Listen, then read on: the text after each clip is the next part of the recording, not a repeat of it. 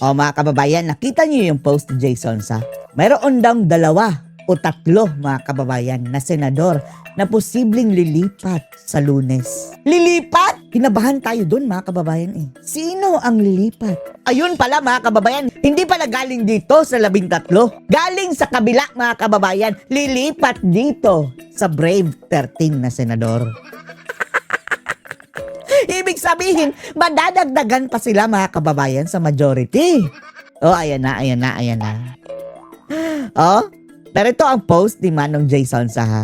Ayan! Oh, so paano na? Itong sinasabing kudita na 99.9% daw mga kababayan ang sabi nila na magkakaroon ng kudita sa Senado.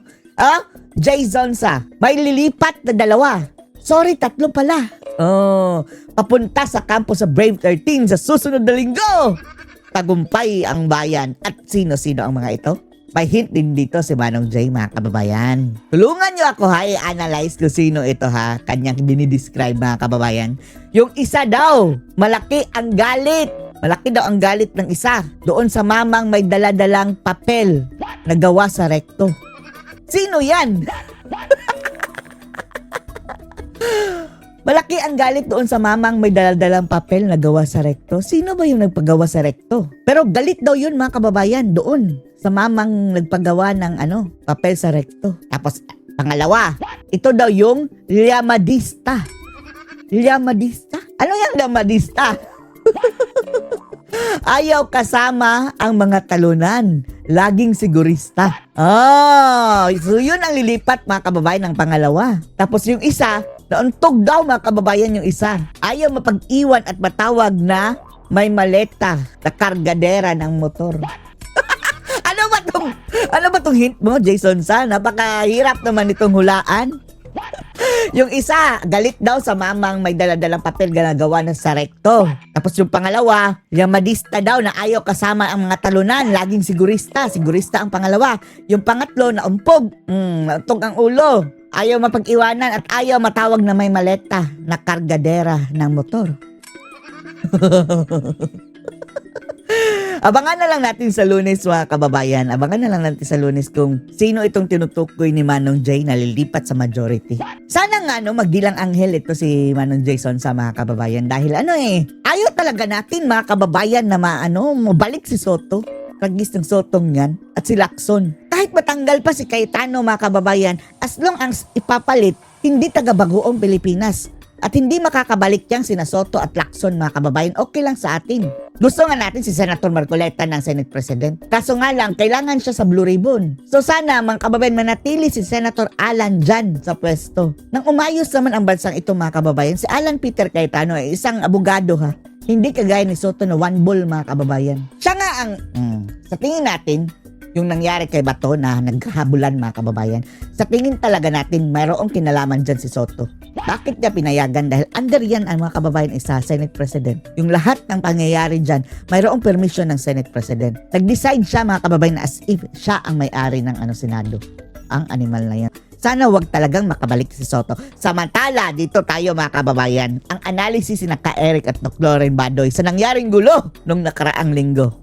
Punong-puno ng shocking Shakira! never seen before in the 50 years history ng panunumbalik ng Senado. Ang last na nangyari kaguluhan dyan sa Senado mga kababayan ganito. Panahon ni Marcos Sr. Tapos ngayon, inulit na Junior. Animal. Ngayon lang. 50 years, 1987. Ilang taon na ba ma'am? 40 years. Kasi nung huling na ipadlak itong Senado at Kongreso noong 1972. Bumalik siya noong 1988. Yun. Grabe no? Diktadura talaga mga kababayan no? Ang unang pagbukas na nila. Wala na no? Si Marcos ang batas mga kababayan. Martial law. Yan ang gusto ni Bangag mga kababayan na mangyari. 87, so mga 40 years. Na nakabalik na ito sa modernong kasaysayan natin ngayon lang po nangyari na nilusob, inatake, pinaputukan at sinalaula ng todo-todo Sinalaula ang institusyon known to be a guardian and pillar of democracy and check and balance sa operasyon ng gobyerno natin. Ma'am, hindi ko maubos maisip na ganito kabalasubas at katarantado ang ginawa ng gobyerno ni Marcos at magmamaang-maangan. Balazubas. I think before we have a discussion about this, Eric, let's ask our team to show the video of Senator Amy, because a lot of what we're going to say here is Sige. hinged on that. Kung pwede lang yung video ng Senator Amy. Andito kami at yung karamihan ng mga senador nagsiakyatan para bisitahin si Bato kung okay pa rin siya. Dahil Oo kami nga. nagtataka at nagdatingan yung mga opisyal na kada isa, kanina, hindi sumasagot sa amin, denied to death sila. Denied to death. Sabi nila lahat na talagang wala silang kinalaman. Nag-umpisa sa ating PNP, dumating si John Vic Remulla, wala rin siyang kinalaman. Ganon din ang NBI, dead ma rin. Lahat sila Deadma. walang alam, pero Pati si Bangag, mga kababayan, ang sabi, hindi yan gobyerno. Diyos ko Lord, hindi gobyerno, ha? Mayroon pa ba tamang sinasabi ito si Bangag, mga kababayan? Lahat ang sinasabi nito, no? Parang kaduda-duda.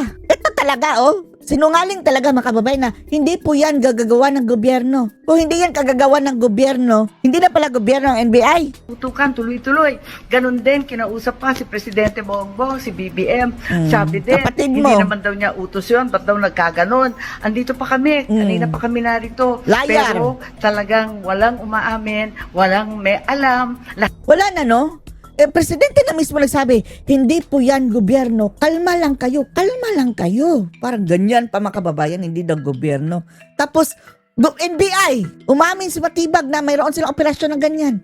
Umamin ng DOJ na mayroong basbas ng DOJ ang ginawa ni Matibag. Ang mga walang hiya. Lahat sila gulatan, hindi ko maintindihan. Nako, nagkakaputukan na dito sa inyong Senado, amoy usok na sa lahat ng sulok, hindi namin mahanap ang aming mga kapwa senador buhaya na. at hindi kami makapaglabasan.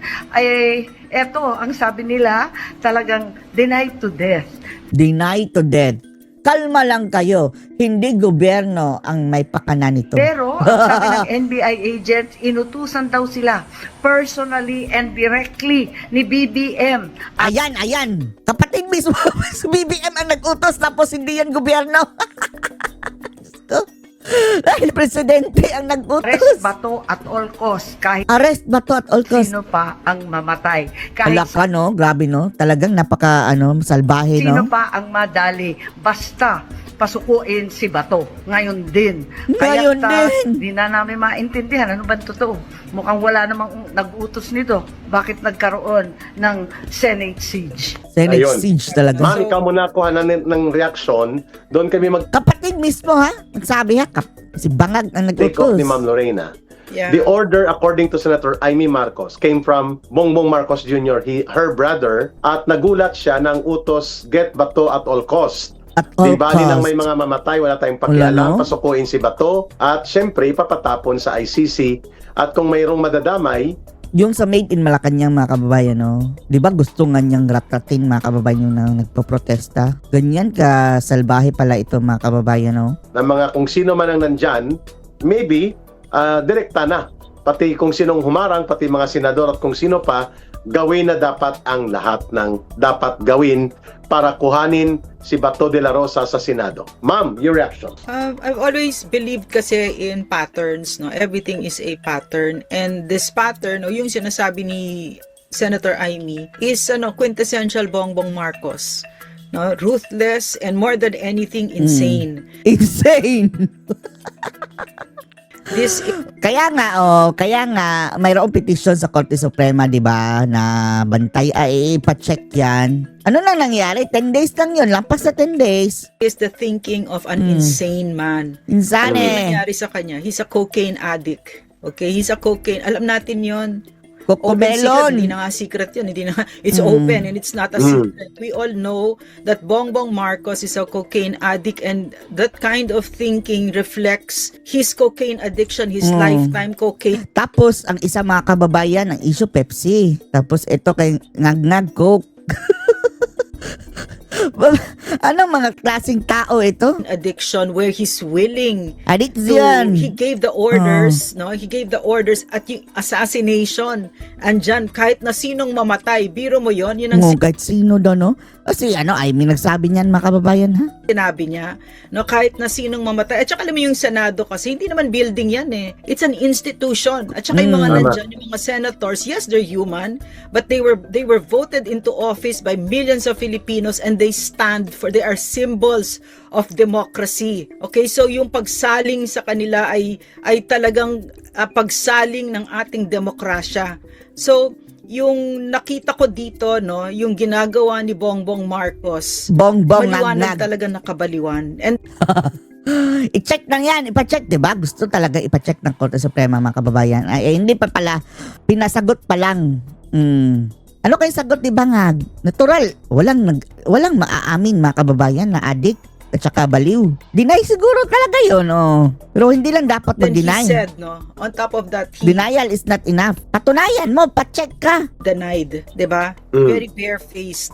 Barefaced I'm of liar. two minds about it eh. Alam mo, because nga of the cocaine addiction. I'm a doctor, so I cannot help but always come from that perspective because I think that is the central problem here. That Bongbong Marcos, the leader of this country, is a cocaine addict.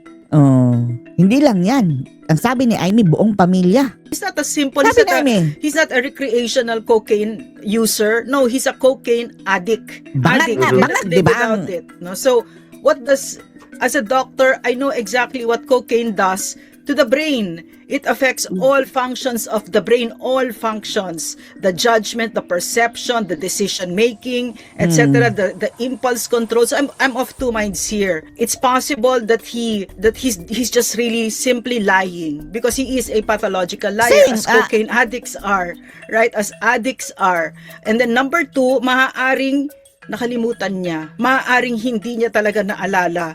Kasi parte yan ng problema kapag ikaw ay cocaine addict. ano hindi niya naalala? Kakasinghot lang niya nun. And talaga, Tapos sanabi niya no na oo nga no, si Marcos no na nag-announce siya mga kababayan na hindi ito gobyerno. Parang natutulog pa mga kababayan. Tulog pa. high siya, patayin mo. Di ba the order, Sabi niya, huwag kayong mag-alala.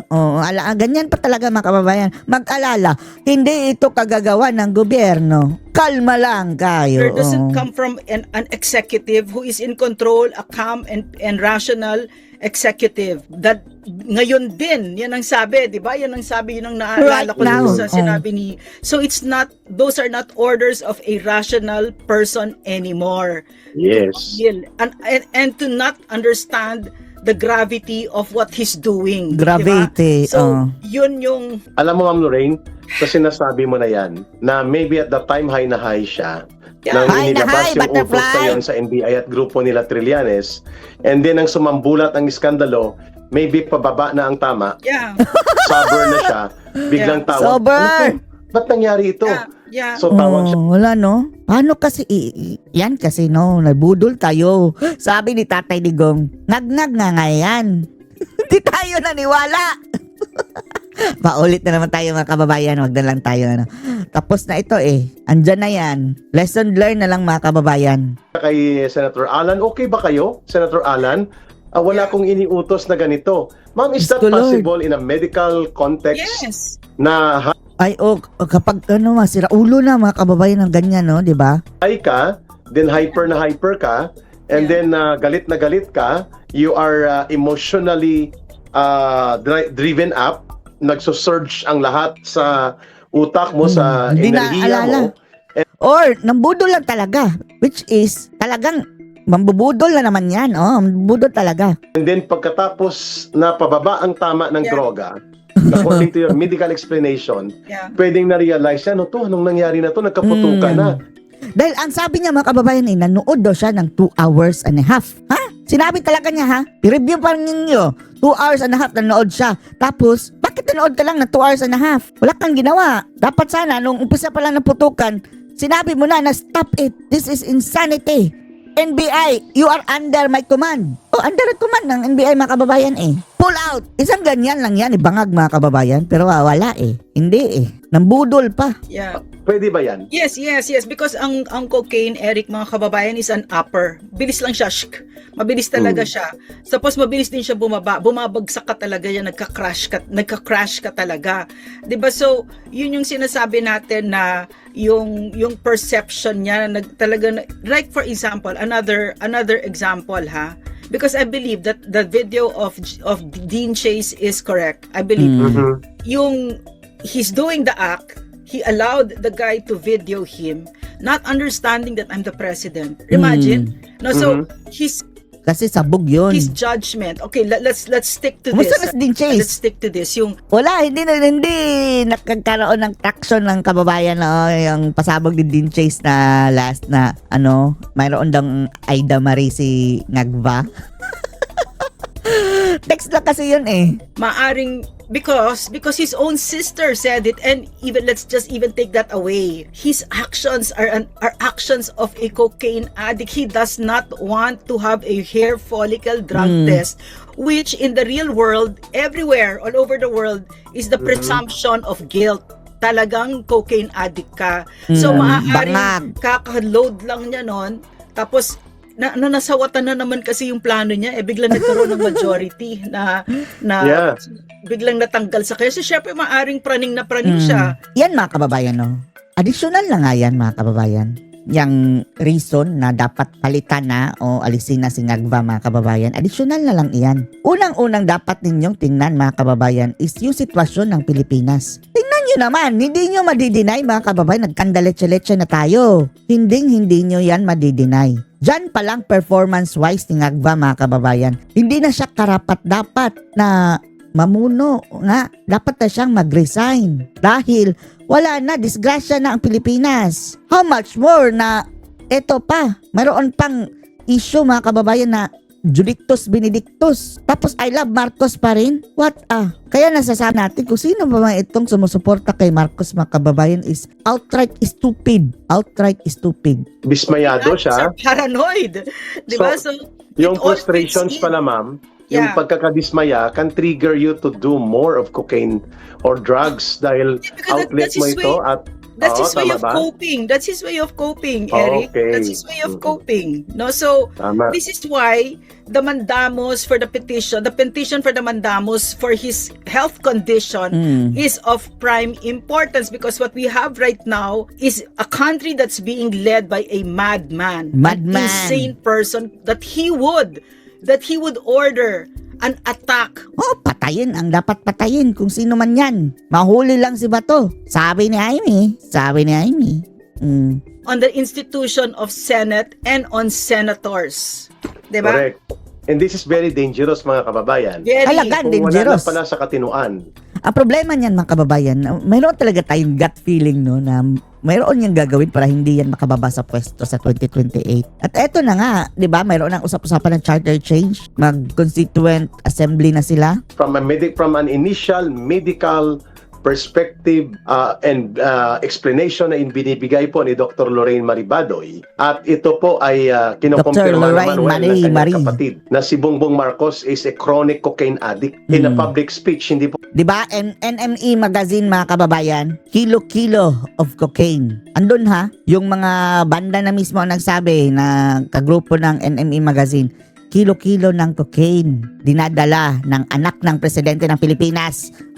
Sino ba ang presidente ng Pilipinas noong 1978-79? 'Di ba Marcos ang presidente noon?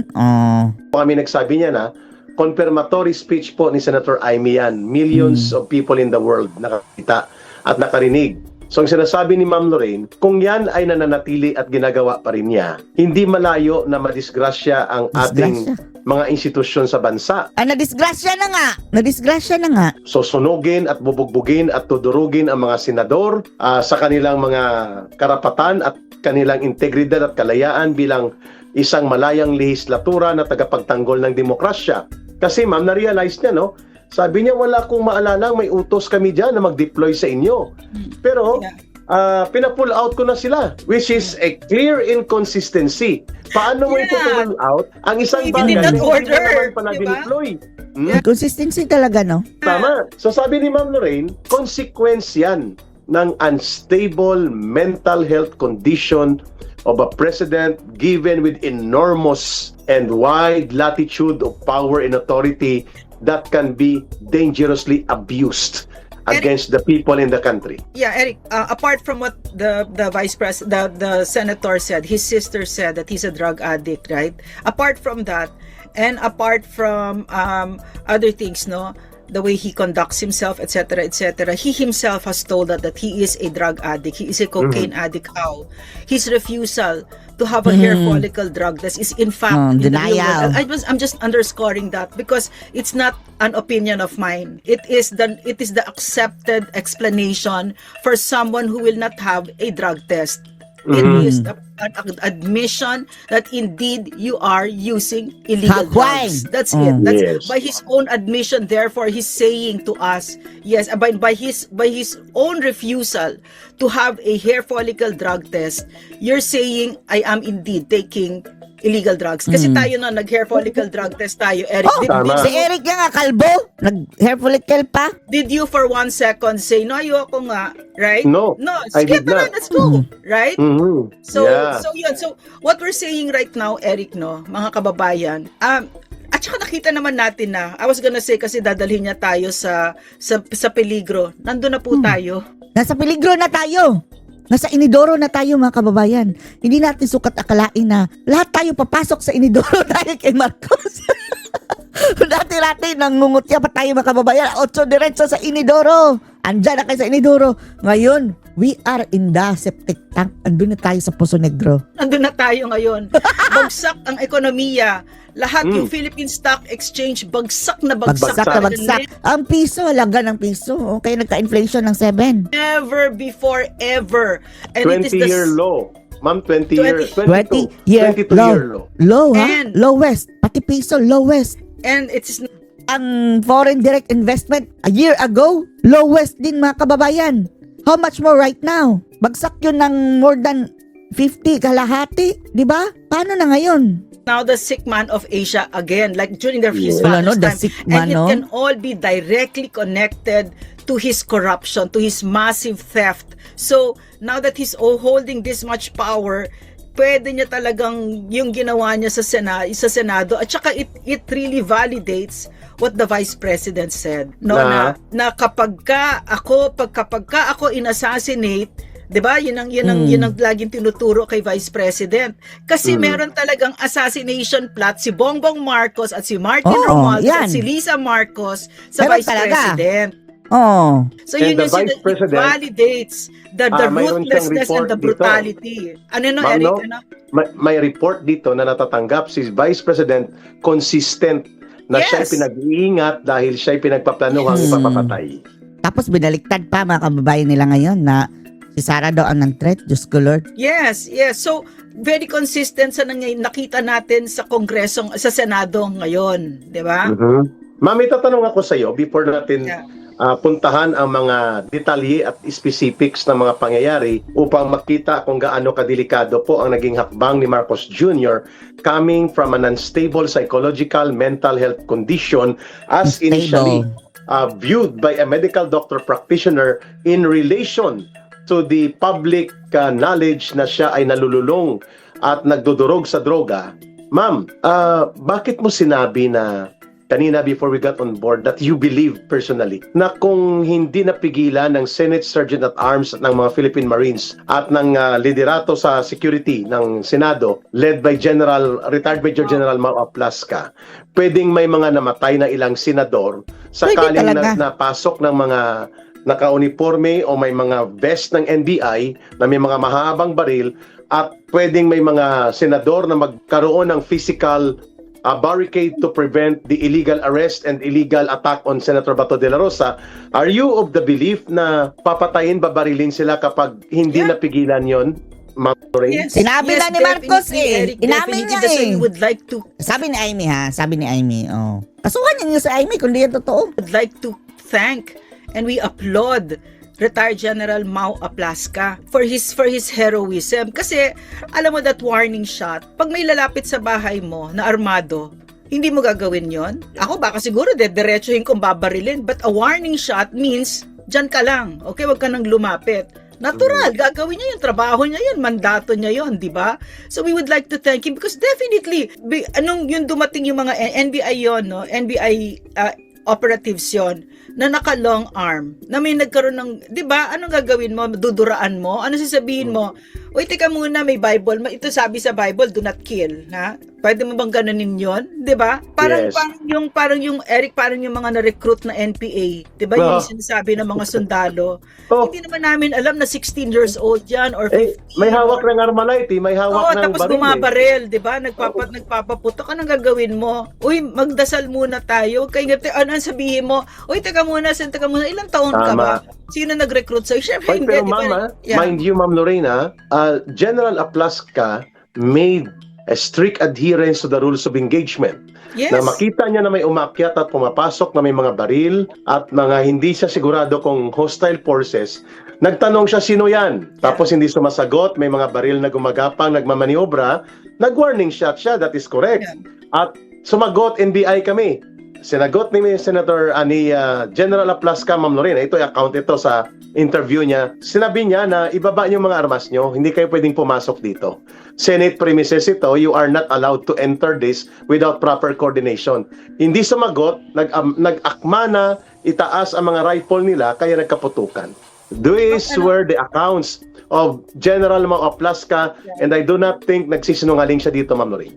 Yes, I understand. I agree with everything that you've said. But magpo-full disclosure lang muna ako. Full disclosure. Si General Mau Aplaska is a very good friend of ours. He's the mista of my husband, okay? Yes. And we are very close. The wife, the children, our children, just the way PMAers are with their families. But I put that aside. Because there's this is about our country. At saka tama talaga yung ginawa ni Mau Aplaska. Ang dapat isuspend dito si Matibag. Yes. Yun talaga ang dapat. Mami, dagdag mo na. At kung may dapat dito ipakulong kaagad, si Trillanes at ang grupo niya. Correct. Magkasabay yun eh. Andun ang Magdalo daw, Eric? Nandun sila. Yes, yun ma'am ang bine-verify natin. Na pinasuotan sila ng uniforme ng NBI according to report from the Senate. Under investigation ito. Mayroong mga hindi organic at mga plantilla employees and agents of the NBI na nakasuot ng NBI vest. Pero just the same, binitbit sila ng NBI, ginamit sila. Ano pong punto namin ni Ma'am Lorraine?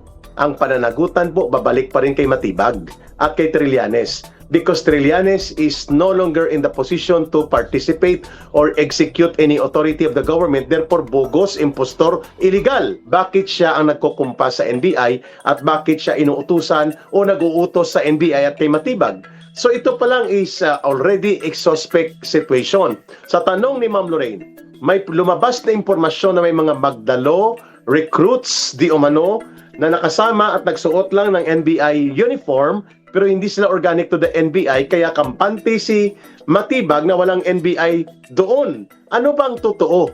Kasi nakikita sa video ni Atty. Torion, sa video ng GSIS employee na kumakalat ngayon, NBI ang suot nila. Pero sabi ni Matibag, hindi kami yun. Eh sino? Dalawang bagay lang po. Ibig sabihin ba, may sulat si GSIS Wick Veloso, Ma'am Lorraine, na humihingi ng presensya ng NBI. But ang time at ang oras at date, timing sa paglusob sa Senado. How do you look at this, Ma'am Lorraine? Denial si Matibag, arrogante si Alejano at si Trillanes, at mukhang nagkakasabwatan sila dito. Do you think pinalusutan si Marcos dito? Iba ang binibriefing sa kanya? Iba ang ginagawa on the ground, Ma'am Lorraine? No, for me, Eric, no, the buck stops with Marcos, and I think he knows. I think he knew from the get go, and yung what this all of this is to me, no, is a gross disrespect for the intelligence of the Filipino people. Ginagawa I tayo agree. ng tangang Matibag na yan. Ikaw ang tanga, Matibag. No, imagine, no, May 12, the night before, andun yung pagmumukha niya, andun yung tiyan niyan, pinagmumura siya ng mga tao, mag-aasik. He played a very prominent role the night before with the NBI agents, and then the next day, he's saying he has nothing to do with it, even though his operatives were there in full battle gear with NBI vests and all of that. Di ba? And then, are we stupid, 'di ba? Talagang these people talaga, it's cross disrespect for the Filipino people. And for me, no, as awful as Matibag is, no, and as awful as that crackpot Trillanes is, the buck stops with Marcos.